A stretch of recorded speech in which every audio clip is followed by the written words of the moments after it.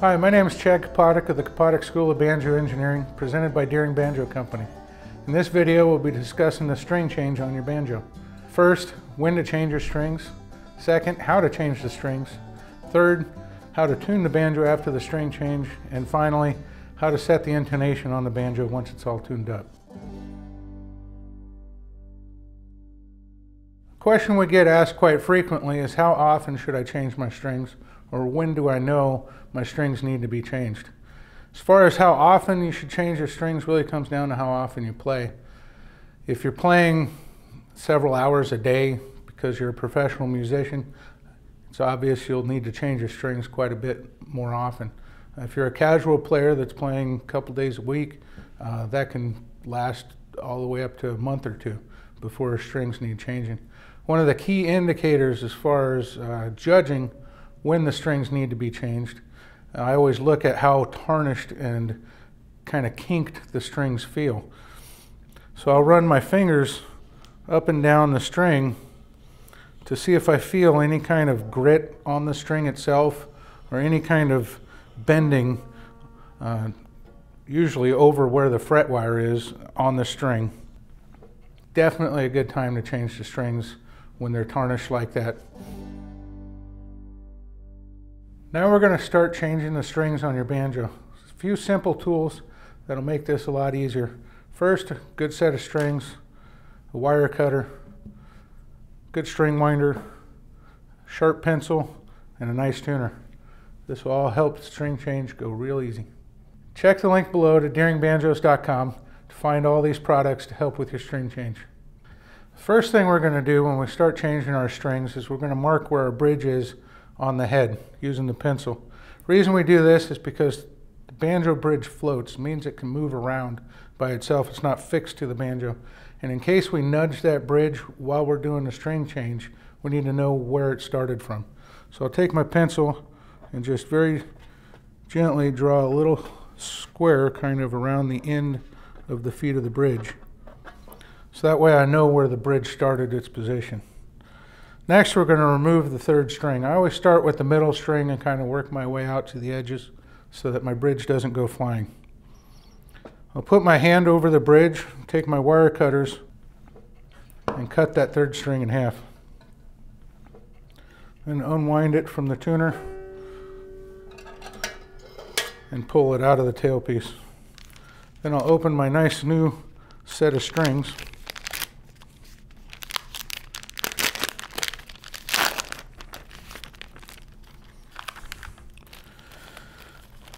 Find our center string, in this case the number 13. Going to open our packet.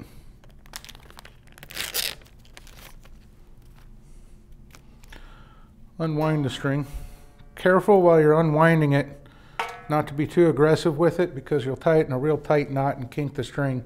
And as soon as that string is kinked, you'll need to be replacing that string again. First thing we're going to do is I'm going to bend a little hook into the end of the string. What this is going to do is going to help me thread through that little center hole in our tailpiece so I can pick the string up on the other side. Get it in the slot in the bridge and then thread it through the holes on your tuner. At this point, I'm going to use my string winder and start winding the string. I want a good amount of slack so that I get at least 3 to 4 wraps around the tuner.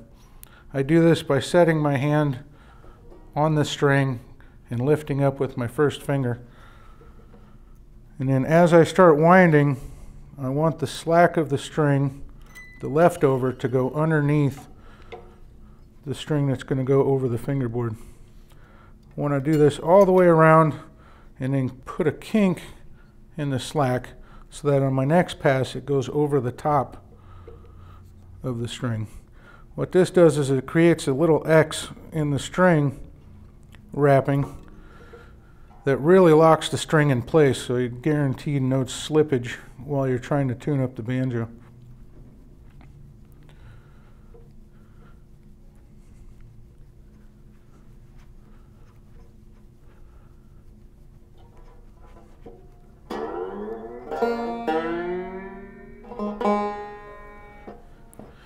I'll get it up to a little bit of tension using the string winder, but I know I'll get it up to final tension once I have all the other strings changed out and I can use the tuner.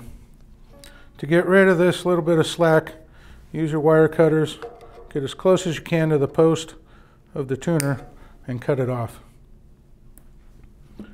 From there, we'll change strings 1, 2, and 4.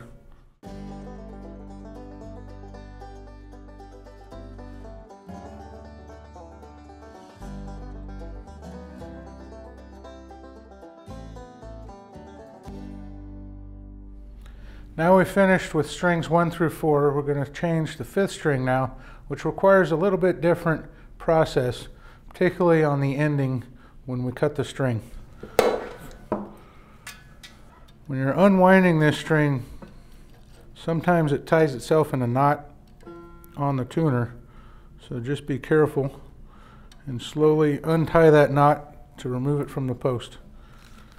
Then we'll add our new string, letting it kind of unwind itself so we don't kink it. Get it underneath the ledge of the tailpiece into the tuning post. This one, make sure you have enough slack in it to get those 3 to 4 windings around the tuning post. We're going to let the slack of the string go underneath the main part of the string first and put a little kink in it to lift it above the string on the next wrap. And we'll get it wound up and up to a starting tension. As you're winding it and get closer to full tension, go ahead and hook it underneath that hook. Keep it in place. Once you get it up to kind of a premature tension, we're going to take the slack of the string and we're going to feed it back through the post of the tuner, creating a little loop in the end of the string. And before that loop gets pulled all the way through the tuner, we're going to pull it tight and cut the rest of the string off. That loop's going to pop back inside the post of the tuner, and it's going to leave no burr or a little piece of string sticking out that'll poke you while you're playing. Now we're ready to tune the banjo, now that we have a nice fresh set of strings on there. In order to do this, we're going to attach our tuner to the peg head. And when we have a new set of strings on there, we're going to need to tune it up a few times. I usually do it 3 or 4 times just to make sure the strings start to settle in. As you start playing the new strings, they'll stretch a little bit. You'll need to do minor adjustments to the tuning until they get really played in. I always start at the top and work my way down.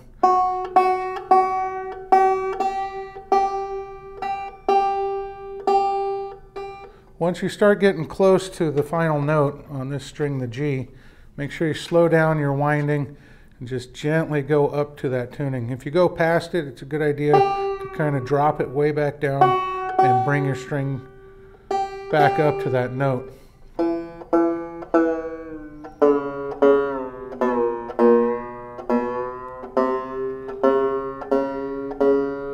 Strings tend to stay a little bit more in tune if you tune up to the note and not down to it.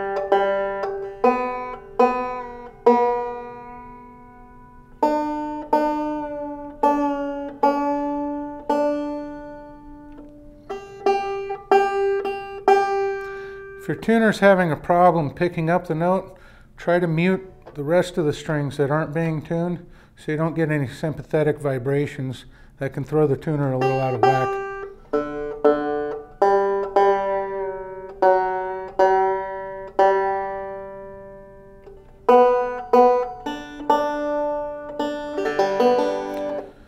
A common practice with new strings is to kind of give them a little stretch yourself. You can do that by just picking up the string and pulling up and down on it a little bit. That'll help the string settle into the tailpiece as well as over the bridge and through the slots in the nut there.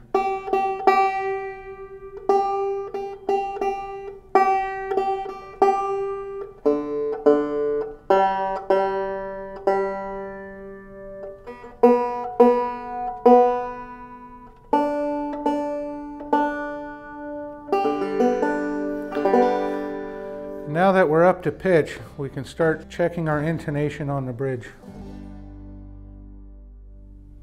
The intonation of your banjo is the relationship of your bridge and your nut. This distance is very specific. The best way to check that is on the first octave of the strings or at the 12th fret. Since a banjo bridge is straight, or you might have a compensated bridge, there's only two strings really that you need to set the intonation on, and that's the first and the fourth is what I use. First string here, when we check it on our tuner, needs to be exactly in pitch on the D. And then we fret at the 12th fret and we play that same note. It should read exactly the same as it does when it's open. When I fret it, it's just a little bit flat. That means our bridge is a little too far away from the nut. If that note was a little sharp, that means the bridge is a little too close to the nut. In order to move the bridge, we'll just set the banjo down, gently move it forward towards the nut a tiny little bit. A tiny little bit on setting your bridge goes a long way, so don't try and move it too much, but just go small increments at a time till you get a matching note on that first string.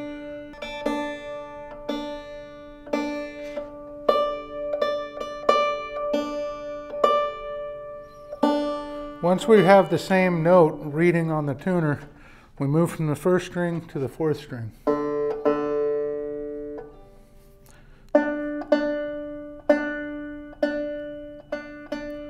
On the fourth string, I'm reading just a touch flat. So I'm going to keep the bridge in place on the first string side and move that fifth string side closer to the nut. And then recheck it. And hit it right on the head there. So now that we've checked our intonation, a good way to double check is to play a couple chords, make sure they sound good. Now, I've gotten used to playing the C and the F chord and knowing how they're supposed to sound.